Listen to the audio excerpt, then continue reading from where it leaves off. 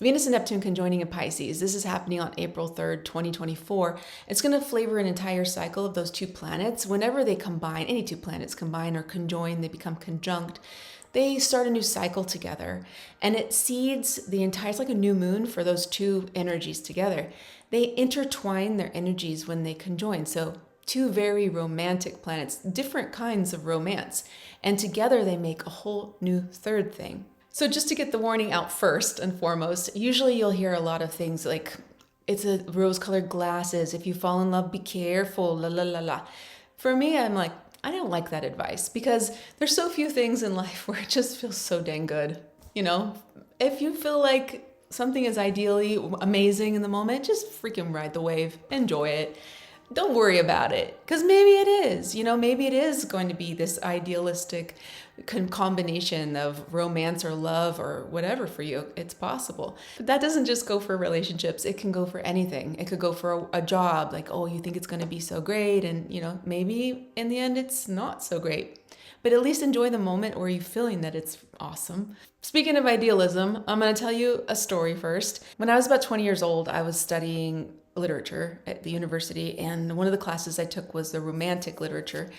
It was mostly about the poets that we were studying, and we also read Frankenstein, I'm pretty sure, in that class. But it's William Blake and Lord Byron, Percy Shelley, and John Keats. John Keats was actually my favorite. One of the parts of his story that I liked was his relationship with Fanny Brawne. Fanny Brawne was an 18-year-old girl that he was in love with.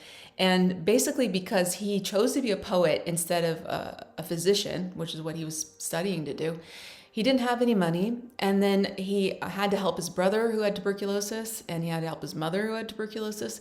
And so long story short on that one, he got tuberculosis. His health wasn't so great, but he still had this passionate feeling. And because of this, he wrote a lot of beautiful poetry for her, and he wrote letters to her. The poetry is great. A lot of that kind of poetry from that time period is kind of hard to read, to be honest, though. It's antiquated language, and it's not as enjoyable as the letter. So I'm going to read you a little bit of the letter that he wrote to her. I had to get my reading glasses. I have two luxuries to brood over in my walks, your loveliness and the hour of my death. Oh, that I could have possession of them both in the same minute. I hate the world. It batters too much the wings of my self-will, and I would take a sweet poison from your lips to send me out of it. From no others would I take it. I'm indeed astonished to find myself so careless of all the charms but yours. Now I will say no more, for I'm distracted by 1,000 thoughts. I will imagine you Venus tonight, and pray, pray, pray to your star like a heathen. Yours ever, fair star, John Keats. That's a pretty good letter. Good letter. The point of all that was the idealism. He loved her in a way that it was just the idea of her. He never really, they never consummated anything. They never really even spent that much time together. But it took him to the end of his life just being passionately in love with the concept of her, the ideal image of her. Then, as I'm doing my research for this in the Ren Butler book, I'm typing up some of the stuff I'm going to share with you in a minute, and all of a sudden, he quotes John Keats. Guess what? John Keats had a Neptune-Venus-Sun conjunction in his chart, and it was in Scorpio. So it was that deep, secret love, that deep passion, and that was romanticized and idealized for this person. It lines up really nicely there, doesn't it? He called her Venus in the letter, and he had the Venus-Neptune conjunction. That's just astrology. Venus and Neptune are two very romantic planets. Now, Venus is the planet of love and beauty and the arts. And Neptune is higher ideal love. It's agape love, right? It's like unconditional love. And it's divinity, it's truth-seeking. Now together, they form this very creative, artistically creative, ideally romantic, broadly harmonious, ecstatic love, feeling like, wow. Rob Hand said that Neptune is not a physical planet, it's non-physical, so it's not embodied. And it's in the realm of fantasy, not realism. When it meets with Venus, it's more like a muse energy. That's what it feels like. Something or someone is inspiring and creativity is flooding over you, flooding through you. romantic feelings of a higher level, not just eros, but like agape level. It's a communication from the higher power through that conduit. The part I'm picking out from the Ren Butler book, The Archetypal Universe, is the archetypes and spirituality of Venus-Neptune. That's sacred love. Love is a mystical force. Human history is a love affair with divine consciousness, the divine romance. God as friend, God as the beloved, love permeating creation, the sacred marriage. When you look at this chart, we see that Venus is conjoining with Neptune here, co-present Mars and Saturn coming into a conjunction. That's going to be interesting. And then as soon as Venus does this, right after, we're going to have Venus entering Aries. And next week we have the total eclipse. You see that the sun is coming into the conjunction with the North Node here. And of course, it'll hit Chiron right about at that same time. The solar eclipse is going to indicate some new beginnings. But if you see all of this concentrated energy in basically Pisces, Aries, and Taurus. So it's a lot going on. One thing to note is the Venus-Neptune conjunction happening at 28 degrees in Pisces is not making any other communication. There's no aspects to other planets. So that makes it really a clear, clean connection between these two. Because they're not really getting any other communication, that clarity can be really taken home with the Sabian symbol. James Berger is from SabianMysteries.com. Pisces 29, a prism, seeing God in everything. Two directions concern us deeply, whether we're looking for God or spirit, or looking as if through God's eyes. The white light is divided into a diversity of rainbow colors by a raindrop or a prism, and shows clearly the allegory of the relationship between the one and the many. Isn't this what we've been seeking? The understanding of our relationship with God or spirit? God or spirit chose to express itself as diversity. The Creator created a multiplicity of facts of itself. We cannot therefore ever expect to end our evolutionary journey, since God or spirit itself is not static. The Creator is creative and so always changing its expression like a kaleidoscope. Life itself therefore requires differentiation. We do not know God or spirit only by surrendering ourselves. We need to also express the self creatively. So contemplating the diversity of the light, the breaking through from the one into the many.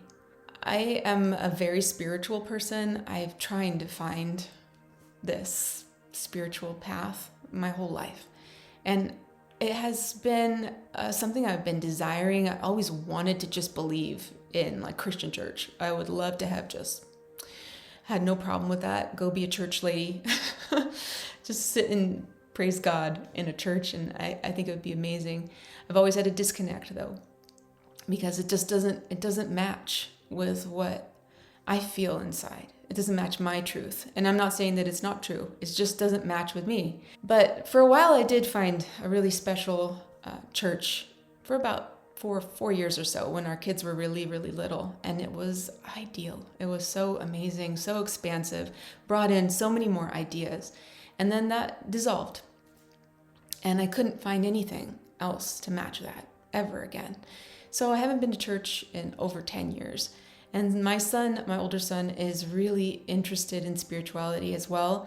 He's a broad-minded, obviously he's got everything that I'm putting into his recipe with my beliefs, but he also has his own beliefs, and he started going to this church in town, and I think that's great. And so on Easter, I said, I'll go with you. I'm happy to go with you on Easter and see what it's like. And so we go, and it's actually really good. The guy does a really good job. He could be on YouTube. It kind of has to be like that. And he addressed the non-believers, and it was Easter, so it was about the resurrection and all that.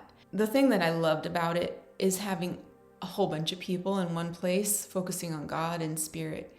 And it's still not necessarily matching for me at all. In the end, they say something about the Father and the Son and the Holy Spirit. Of course, the Trinity, right? After it's over, we leave the church, and my son says to me, I don't like that they leave off the mother. I don't like that they leave off the mother. And I just thought, wow, yeah. The Trinity is the problem. It's actually a quaternity, and that's the limit to Christianity. It's because it's been removed. It's the removal of the fourth element, which is the birthing of that feminine from the earth symbolically.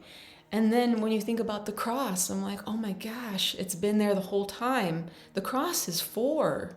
It's a quaternity. It's not a trinity. There's the top, the 2 sides, and the bottom that goes into the root. There's the child or the son. There's the spirit on the other side. There's the masculine God. And then there's the feminine goddess down at the bottom, the crown and the root. And when you think about the cross, it actually is what holds up the entire natal chart. It's the angular houses 1, 7, 4, and 10. It's yourself, it's your relationships, it's your public outward expression, the consciousness, the free will, the active principle, and it's the private inner expression, it's our subconscious, it's fate, it's spirit, it's the passive principle. Those are just my personal beliefs anyways. I'm not ever trying to tell anybody what to believe about, especially religion and Christianity and all that stuff. All I'm saying is that it's a little stagnant. It should be growing and changing and expanding and adding all the time, because that's what keeps it alive and fresh and new. I've been reading Carl Jung's autobiography. It's like the best book ever. And I'm going to paraphrase a little bit. He says that answers appear out of nature, basically, and that's when it's really convincing, because it's actually grace. Feels like, yes, it's natural. It comes from somewhere beyond. And that usually happens in the midst of clashing opposites, when you realize that those two things, that's an illusion, it's Maya, and that's duality. And that's where the unconscious and the subconscious, they're laboring together to strain at the reality that's not really real. Like, what's actually behind it? What's the real truth behind it all? That's when you know you're getting somewhere, when it's confusing as heck and you can see both sides. One of the things he talks about is the mandala, and that there's integration there. And the mandala is considered the simplest concept of wholeness. It's a circle, and it can help us reconcile the opposites. When we feel these clashes or oppositions or differences, and we're having that in our personal life, feels very personal. But what it actually is just the expression of something that's universal.